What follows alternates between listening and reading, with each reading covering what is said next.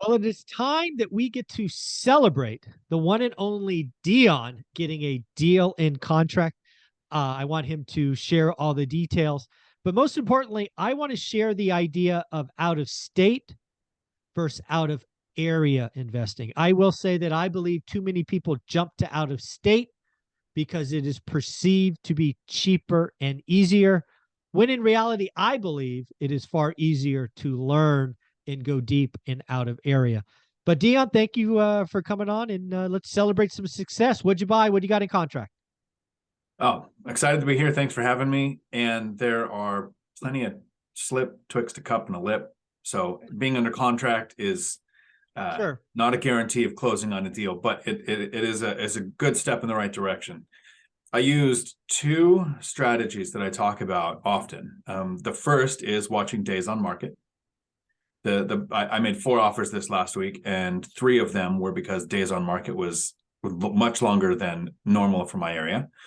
And I shifted the area that I was looking at. This, right to the point of, do you invest local or at a distance? I like the idea of investing where you have trusted boots on the ground, and we ourselves are our most trusted boots on the ground. So either we live in an area or we used to live in an area to know the market. And a lot of people want to invest out of state because they'll say things like, I live in California, as if you couldn't fit 11 other states in California. And there's that many diversified markets. Yeah. My brother owns 4 rentals in a town called Rosamond, California, right just north of LA County in Kern County. The numbers make sense. Yeah. But you go 20 miles south, and you're in Lancaster and Palmdale, 2 cities that are on the same list of the 50 worst cities to live in the country with Gary, Indiana, and the prices don't make sense. So that shift for me was taking a high cost of living area and drawing a circle around it. And in Washington, half that circle is a volcano, the other half is in the water. So you have to go north or south of the Seattle area. And so I'm on the southern edge, and I expanded my circle out a little bit to within an hour of my area to find all of the rentals that I have so far. And for the last year, they really haven't jumped out and made sense. And I will be honest and transparent, I wasn't hunting too hard because I was really considering Portugal. And as soon as that stopped, I went back on to the take action every day, 1 rental at a time method, and found slightly bigger circle, about an hour and a half maximum from where I currently live, and found almost instantly, well, I want to say it took me 3 weeks to go and learn the rents and drive the markets, but I knew the prices in the area, and I know the good and bad areas because one of the towns is really close to the town I was a cop in. And I found several deals. I made, I don't know, probably 8 offers in the last 2 weeks. This week was 4.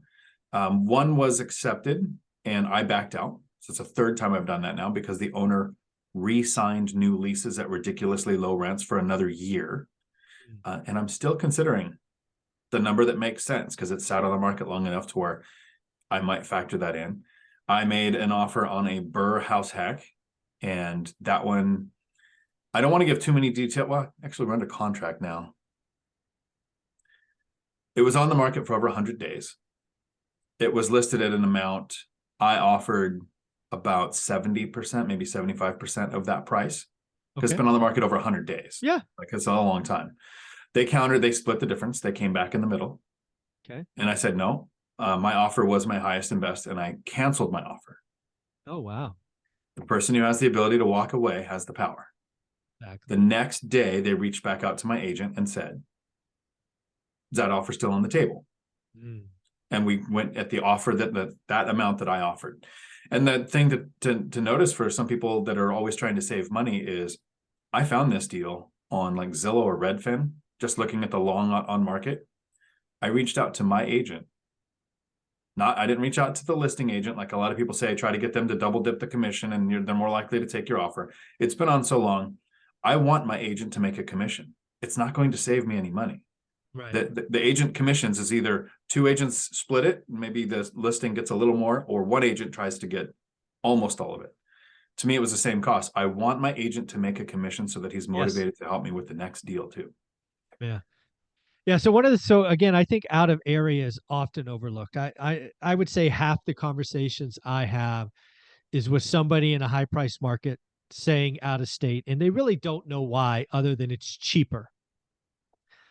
I believe, obviously, I always say you can go broke buying cheap, but the crux or anchor of one rental at a time is learning the skill of real estate investing. And it is just hard to do that out of state, right? It's expensive, right? For me, out of area was 2.5 hours. So yours is 90 minutes. And I did the same thing you did, right? How did you learn it in 3 weeks? Because you already had the base skills. You had to learn the local. You drove the market.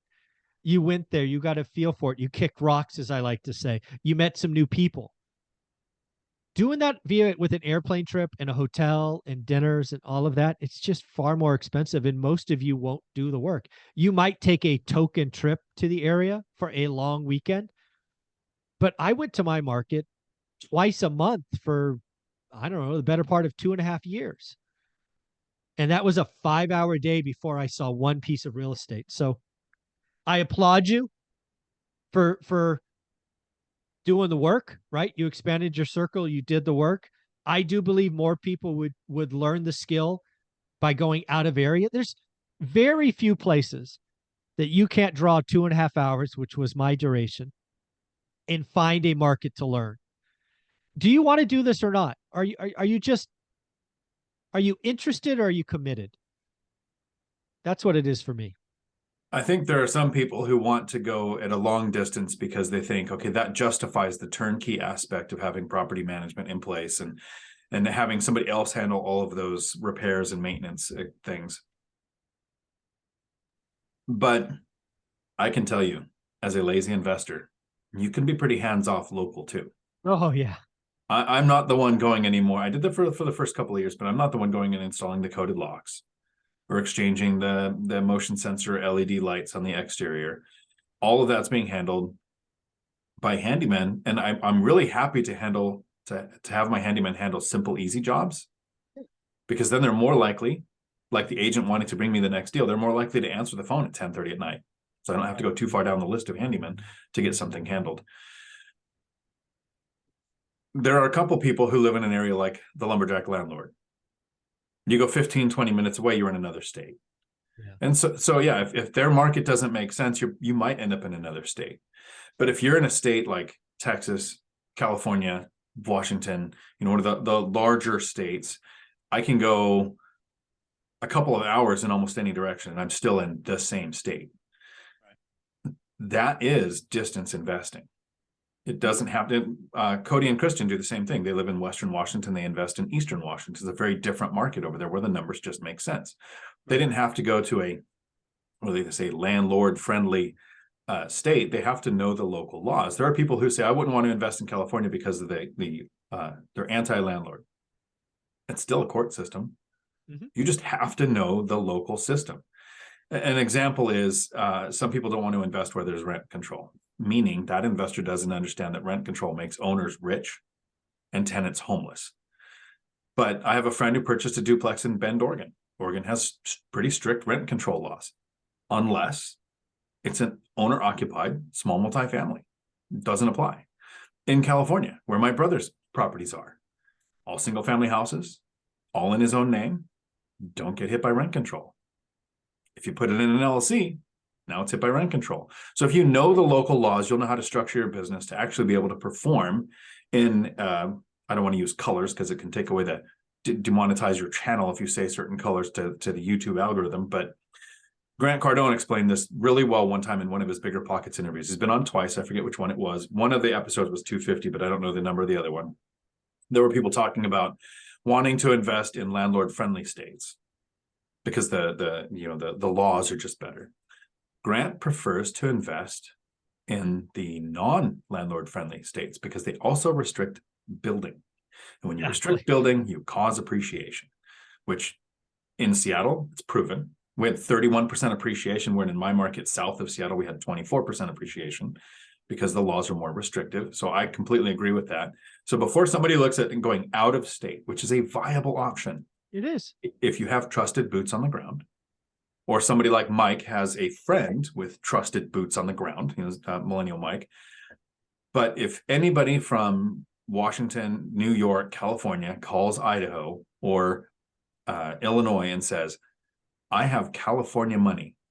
I would like to invest there. An agent that you reach out to will send you a deal that mathematically sounds better than anything you can find in your market that all the local investors passed. Exactly. That there are so many wise words there. And again, I want to applaud you because again, I know you were looking at Portugal, you were looking to make that lifestyle decision. That didn't work out. You were evaluating an out-of-state market. You're like, hey, maybe my little market doesn't make sense. Maybe it'd be better here. And then all you did was you added 30 minutes. You're like, hey, let me look a little further. And you're like, it's like, oh my God, the opportunities are everywhere. Why didn't I do this sooner? I think more people would be surprised if they just it's a I don't know if it's a mental mind barrier. Like I can't tell you how many people tell me that you can't invest in California or worse, you could never invest in California. I'm like, did you read my book? Like, are you not paying attention? I've never been anywhere else. I mean, so I don't understand, but it's a hurdle. People think it's just easier out of state, and I would argue it's not easier.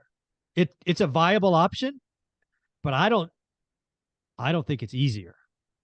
No, and the last thing I'll wrap up with, and I'm always really kind of cautious to say because I don't want to attack Millennial Mike because he knows what he's doing, right? He's getting good numbers, he's recycling capital, he's doing everything, he's house hacking in the high cost of living. If he wasn't house hacking and then he was investing at a distance, I would really kind of attack him and pick on him more than I already do. But on average, my properties here in the higher cost of living area, one property will cash flow when I purchase it about $1,000 in cash flow. So, $400 to $500 per unit on a duplex. And then after 3 years, it's $1,000 a unit.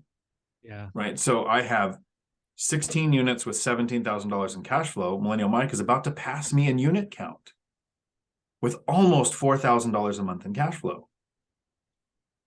So it takes a significantly smaller amount of transactions to reach financial freedom versus what he's doing doesn't take more work. He's got property management at a distance. So once they're in place, but he's buying, he's rehabbing, he's doing all this, taking a lot more work, which for the lazy investor wouldn't be the path that I would choose.